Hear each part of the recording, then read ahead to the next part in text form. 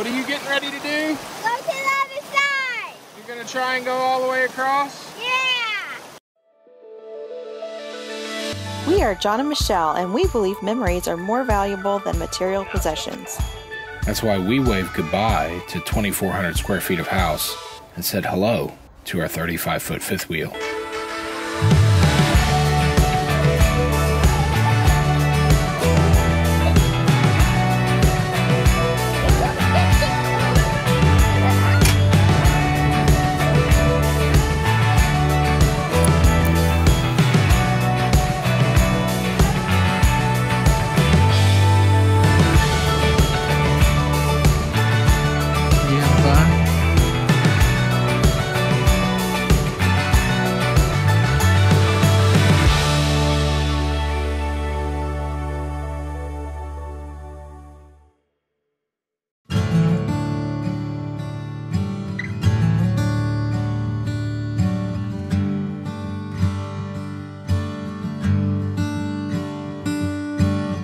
I've been thinking a lot lately about what is our why.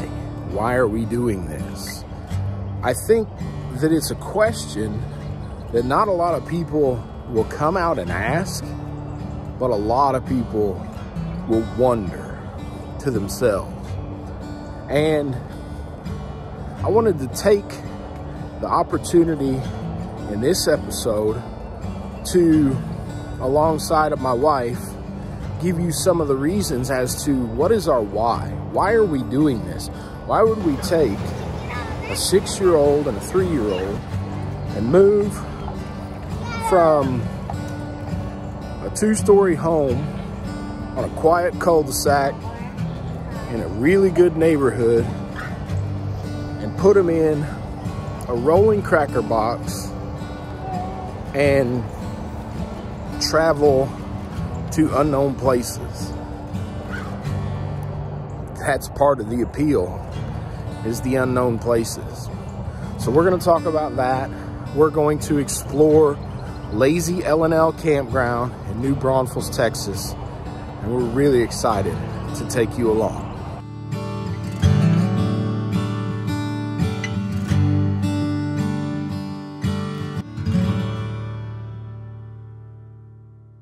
There's deer over there.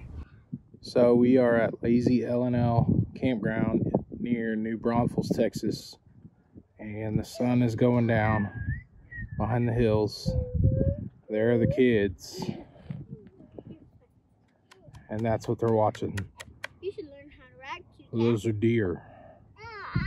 1, 2, 3, 4, 5, 6, 7, 8, 9, 10 deer.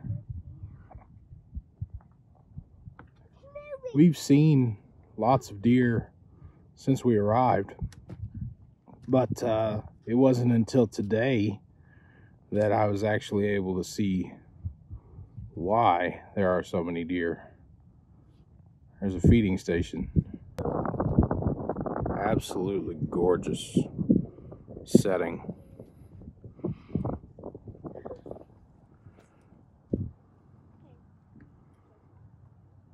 Didn't take long for my kids to fall in love with Texas. We've talked about on other platforms kind of our progression to making the decision to full-time RV. Mm-hmm. You know, how we kind of started to shift our mindset from what I have called for a long time a rat race mentality. Mm-hmm. In your opinion, what is our why? I never saw myself as a stay-at-home mom or a homeschool mom.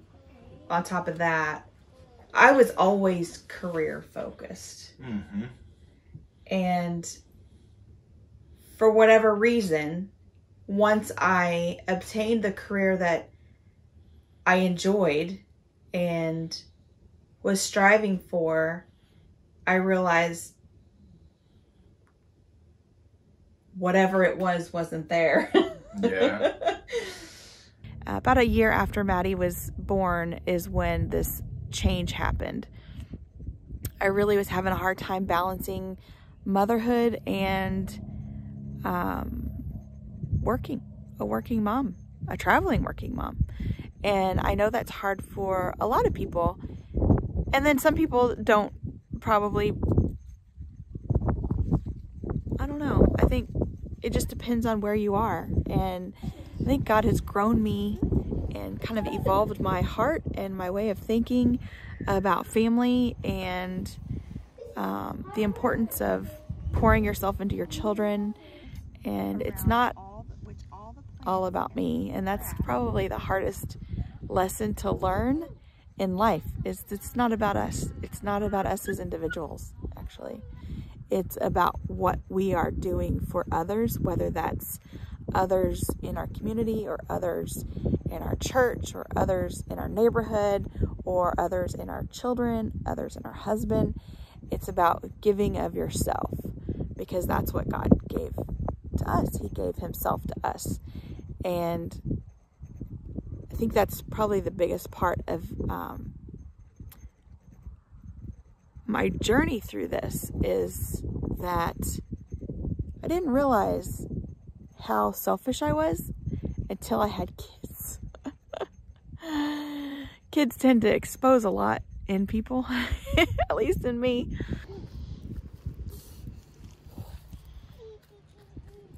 See this groove right here? That's a footprint from Annabelle stepping onto this ant colony. And as soon as I saw her foot sink in, I saw the ants, and boy, they covered her foot. So that was an intense moment on a relaxing nature hike. But I taught the girls to look for signs of things and not just the things. And now they know what an ant colony looks like. Most ants are harmless. However, if you live where there are red fire ants or red harvester ants, you already noticed how bad a few ants can be. These insects attack and repeatedly sting people, pets, birds, and other animals that cross their path. When they sting you, they inject poison that makes your skin feel like it's on fire. The poison usually causes blisters to appear on your skin, and for the rare person who's allergic, even one bite can result in breathing problems and other serious medical issues. Several types of fire ants are found across the southern half of the United States. Which is in Texas. Yes, that's right. And in both the western and eastern coastal areas. These reddish-brown bugs prefer suburban neighborhoods with cleared ground. They can often be seen crawling out of a mound of dirt with nothing growing around it. After we became parents, that was where things started to progress a little further in terms of, okay, how do we balance this? Mm-hmm. How do we manage this in such a way? Yeah, and I think our decision making was based on finances, because I always had the role or position that brought in the most income. Yeah. So whenever Maddie came along, it made sense financially for you to stay home. Even though I had a full-time job, a stable full-time job, Mm-hmm. I was spiritually immature in that whatever job I was in, I didn't find fulfillment in it. I was seeking fulfillment in the work that I was doing. And that was seeking fulfillment in the wrong place. So I made less money and I wasn't feeling fulfilled where I was at. So that made the decision easy. Well, I'll stay home and I'll keep doing, at the time I was doing a radio show out of the house. I'll keep doing my radio show and be a stay-at-home dad. Mm-hmm. Which felt like it fit at the time. Yeah, for a while. And looking back, I realized we weren't willing to sacrifice anything, sacrifice our way of living to do it any differently. I got a job working for the Postal Service. And what we saw was a supernatural move, in our opinion, because when I took a job as a substitute mail carrier, they said, you'll be in the pipeline for at least minimum 6 years before you gain a full-time position. If you get a full-time route, if you can hang, it'll take you at least 6 years minimum to get your own route. I did it in the doors opened for me to do it in less than a year. Oh, it was way less than a year and a half, because I think I only worked for the Postal Service in that time for what, 2 years? Mm-hmm. So we'd kind of be led into these spots where I would go into the workforce and God would bless that. But then we hung on to we hung on to that thought of we need an X amount of income to maintain what we had. Yeah. I mean, that's exactly what it is. Mm-hmm. We have this and we're not willing to, or we don't recognize the need to let any of it go. I don't think we recognize the need to. Yeah. Until right after that. Mm-hmm. We're on our way down to the brand new pickleball court. And we've got some ultra competitive people in this family. And I'm not talking about myself. So I'm sure it's going to end with some heartache, with some tears, and with some very hurt feelings. But it's going to be a positive experience overall. We're going to have a lot of fun. And we're all going to get over it. We're all going to get over it. We're all going to have a fun time. And everybody's not going to get a trophy. But we are all going to have fun.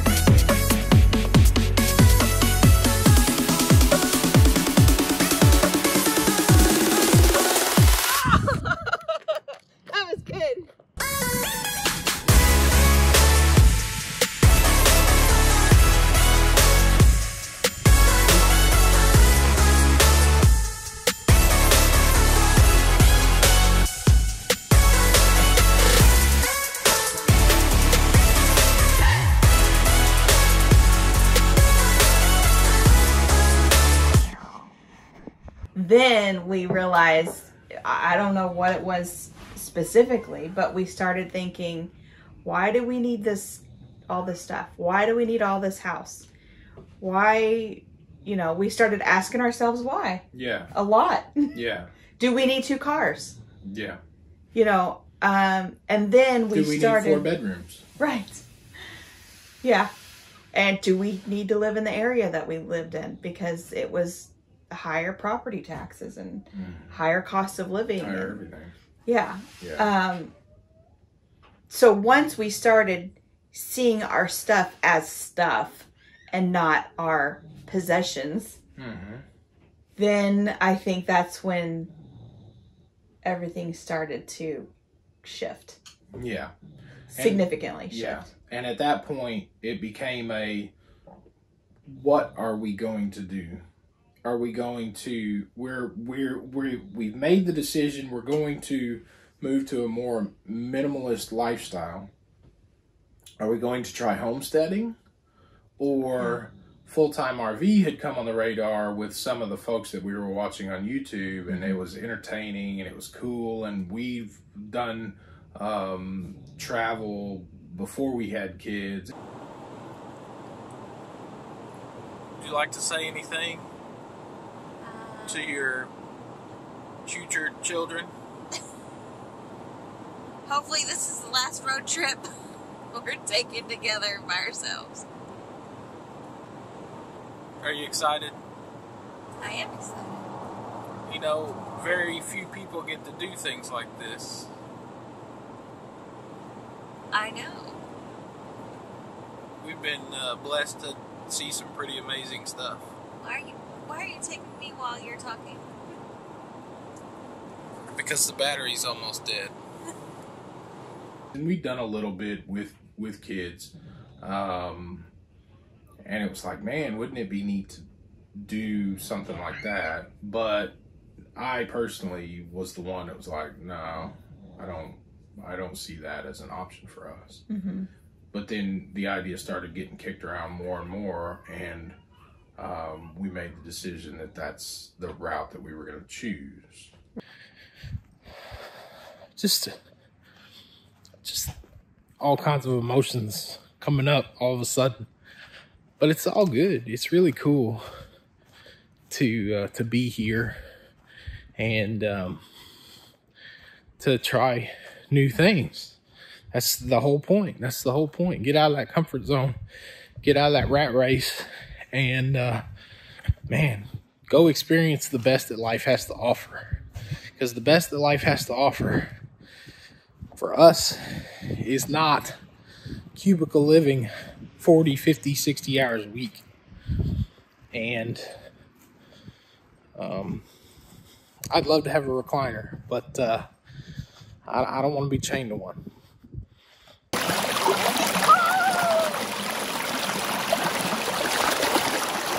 Here at the campground that we're staying at, there is a piece of the property that backs up to the Guadalupe River.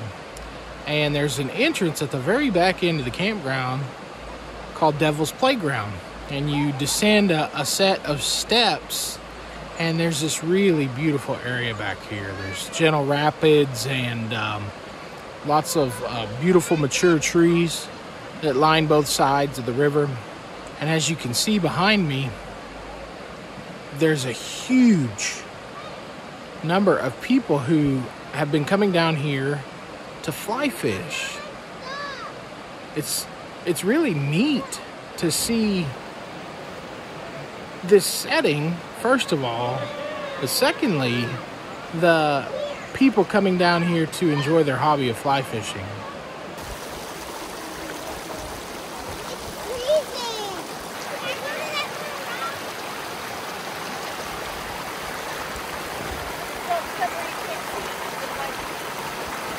What are you getting ready to do? Go to the other side. You're gonna try and go all the way across? Yeah.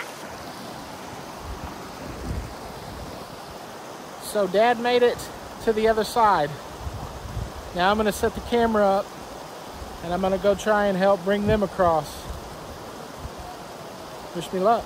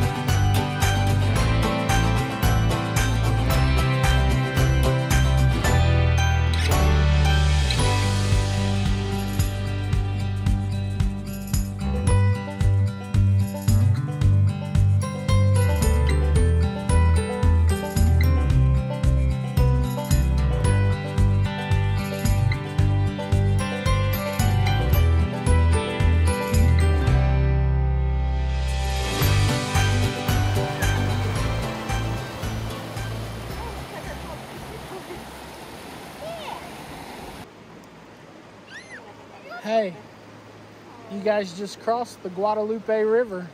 Woo! We just crossed the Guadalupe River. Wow. Yay! Yay! How was it? Good. Good? Loved it. Pretty intense?